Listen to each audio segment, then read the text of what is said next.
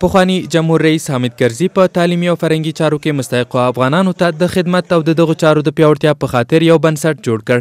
حامد کرزي چې د خپل وخت کابینې د وزیرانو، والیانو، قضا او څارنوالۍ له غړو سره د دغه بنسټ د پرانستې په غونډه کې برخه اخیستې وه، د بنسټ په غیر سیاسي کېدو ټینګار وکړ. دا بنیاد مطلق غیر سیاسي، مطلق غیر سیاسي.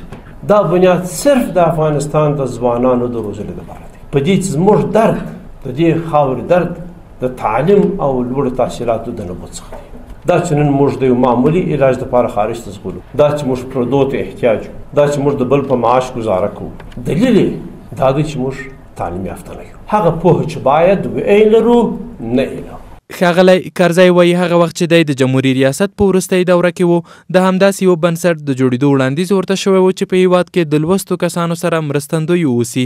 ښاغلی کرزی په هیواد کې تکړه، بېوزلو او بېواسطو کسانو ته د تعلیم او تحصیل برابرول او د سیمینارونو او غونډو له لارې خلکو او نړۍ ته د افغان عالمانو، مشرانو، ادیبانو او فرهنګیانو ورپېژندل د دغه بنسټ دوه مهم هدفونه یادوي. حامد کرزي تیر کال د سپتمبر په 29مه واک جمهور رئیس اشرف غني ته پرېښود او ویل چې د یوه خدمتګار په توګه به په هیواد کې دننه له خپلو خلکو سره پاتې او تر خپله وسه به د افغانانو لاسنیوی کوي. که څه هم د دې بنسټ مدیره هیات تر اوسه نه دی ټاکل شوی، خو د حامد کرزي د وخت د ملي امنیت سلاکار رنګین دادفرس پنته چې تر ډیره د حامد کرزي او نږدې همکار ګڼل کیږي وایي چې د خلکو ملي او نړیوالو بنسټونو له لارې به دا بنسټ د مرستو د جلبولو هڅې وکړي.